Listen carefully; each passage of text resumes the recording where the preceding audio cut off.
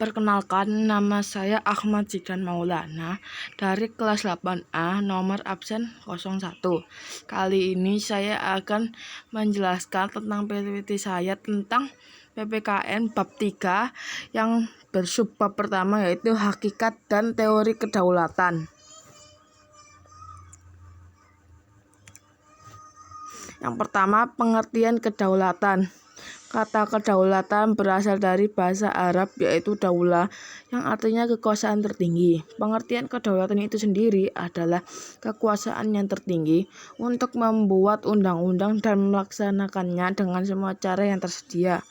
Oleh karena itu, kedaulatan rakyat membawa konsekuensi bahwa rakyat adalah pemegang kekuasaan tertinggi. Kedaulatan rakyat juga berarti pemerintahan yang mendapatkan mandatnya dari rakyat, oleh rakyat, untuk rakyat. Pemerintahan oleh rakyat mengandung bahwa pemerintahan yang ada diselenggarakan dan dilakukan oleh rakyat yang biasa disebut demokrasi. Pelaksanaan prinsip kedaulatan rakyat dapat dilakukan melalui demokrasi langsung dan demokrasi perwakilan. Menurut pendapat Jean Bodin, seorang ahli tata negara dari Perancis, kedaulatan adalah kekuasaan tertinggi untuk menentukan hukum dalam suatu negara. Kedaulatan memiliki 4 sifat yaitu asli, permanen, tunggal, dan tidak terbatas. Negara yang berdaulat adalah negara yang mempunyai kekuasaan tertinggi atas suatu pemerintahan negaranya.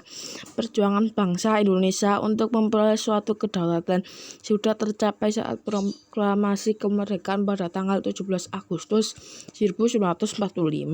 Adanya pemerintahan yang bebas berdaulat merupakan salah satu unsur konstitutif dari sebuah negara yang merdeka secara de facto. Kedaulatan suatu negara ada 2 bentuk, yaitu kedaulatan ke dalam dan kedaulatan ke luar. Kedaulatan ke dalam berarti bahwa bangsa yang mereka dan memiliki kekuasaan untuk menyusun dan mengatur pemerintahan sendiri. Kedaulatan keluar berarti bahwa mempunyai kekuasaan untuk berhubungan dan bekerja sama dengan bangsa lain tanpa terikat oleh kekuasaan yang lain. 2. Teori kedaulatan. Secara umum, terdapat beberapa teori kedaulatan dari beberapa ahli kenegaraan. Adapun teori-teori kedaulatan tersebut diantara sebagai berikut. Yang pertama, ada teori kedaulatan Tuhan. Teori kedaulatan Tuhan merupakan teori kedaulatan yang pertama dalam sejarah. Teori ini mengajarkan bahwa negara dan pemerintahan mendapatkan kekuasaan tertinggi dari Tuhan sebagai asal segala sesuatu atau biasa disebut causa prima. Yang B atau yang kedua, teori kedaulatan raja. Pada abad pertengahan, teori kedaulatan Tuhan berkembang menjadi teori ini yang menganggap bahwa raja yang bertanggung jawab pada dirinya sendiri. Yang C atau yang ketiga adalah teori kedaulatan negara. Menurut teori kedaulatan negara, kekuasaan tertinggi terletak pada negara. Sumber kedaulatan adalah negara yang merupakan lembaga tertinggi kehidupan suatu bangsa. Yang ke-D atau yang keempat, teori kedaulatan hukum.